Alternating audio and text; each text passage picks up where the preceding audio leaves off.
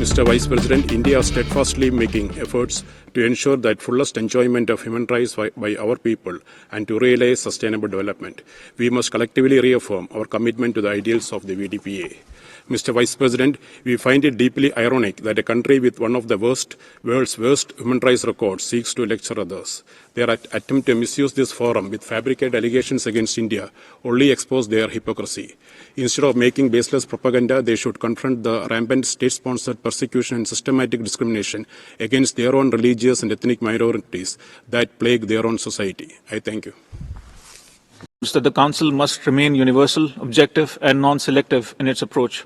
Our collective efforts should foster unity and constructive engagement, not division. We are concerned by the continued proliferation of country-specific mandates. Far from advancing the Council's core mandate, they reinforce perceptions of bias and selectivity. Focusing narrowly on the human rights situation in a few countries distracts us from the urgent and shared challenges the world faces. We firmly believe that lasting progress can only be achieved through dialogue, cooperation and capacity building, always with the consent of the state concerned.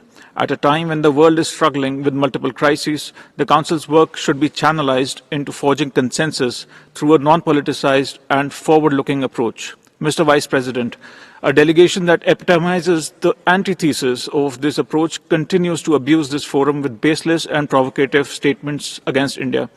Instead of coveting our territory, they would do well to vacate the Indian territory under the illegal occupation and focus on rescuing an economy on life support, a polity muzzled by military dominance, and a human rights record stained by persecution.